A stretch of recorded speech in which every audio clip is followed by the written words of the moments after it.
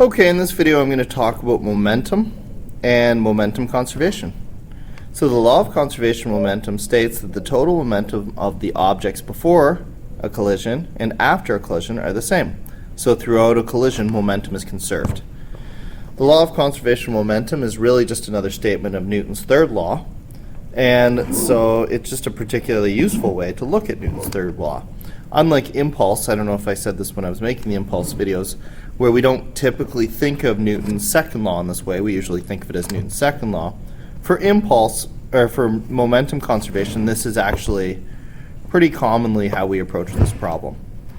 So, I said it's a statement of Newton's third law. Remember, Newton's third law says for every action force, there is an equal and opposite reaction force. Okay. Now, remember also that Newton's second law says that F equals ma. So that allows us to get into motion type variables. So let's say that F equals ma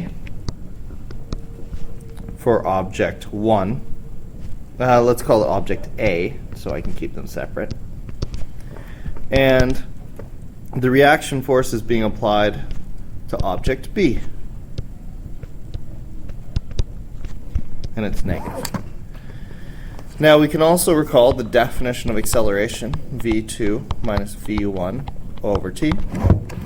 So if I put that into this equation, mass A times v2 for object A minus v1 for object A divided by time is equal to the negative of mass B times velocity 2 of object B less velocity 1 of object B divided by time. Now, time can't equal 0, or else we'd never had a collision in the first place. So with that in mind, I can recognize that since 1 over t is on both sides of the equation, I could multiply by both sides by t, and that would get rid of my t's. Now I'm going to distribute my mass into my velocities. So mass A, v2a, minus mass A, v1a, is equal to, now being careful to distribute my negative sign with my mass, negative mb, v2b, and negative make a positive mb, v1b. Now I'm going to move everybody to the side of the equation that makes them positive.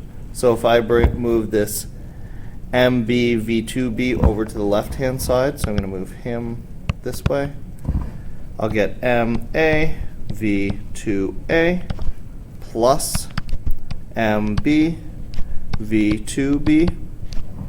And here I'm going to move this guy this way.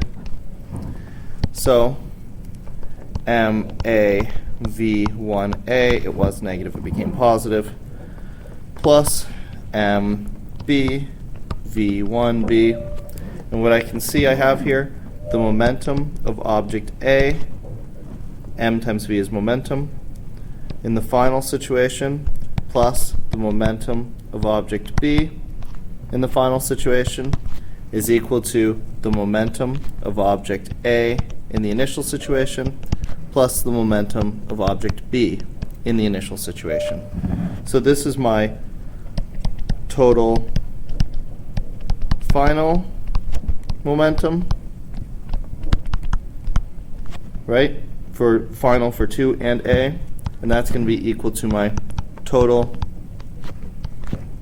initial momentum. Momentum 1 for object A plus momentum 1 for object B. So the total final is equal to the total initial, which means that the total momentum of the objects before and after the collision is the same.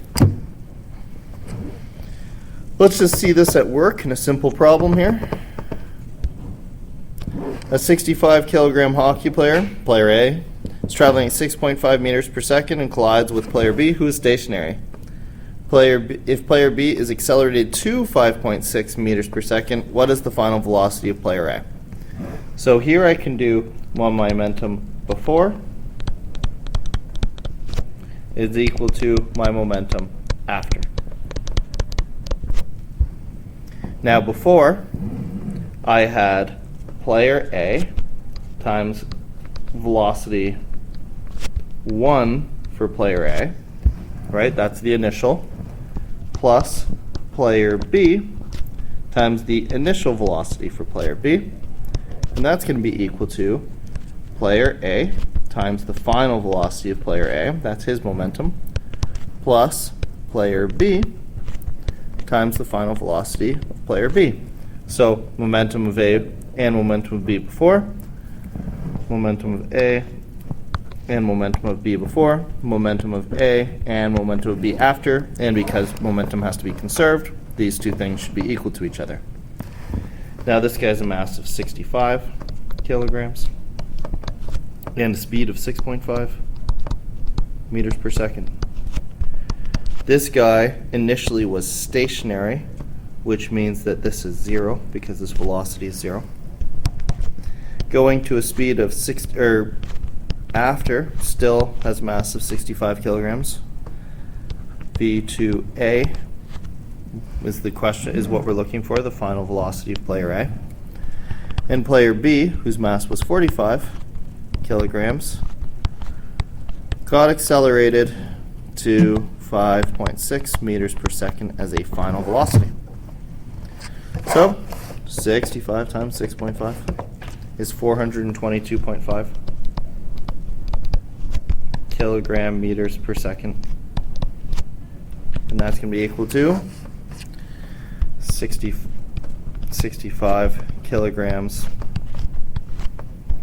V2A plus 45 times 5.6, 252 kilogram meters per second.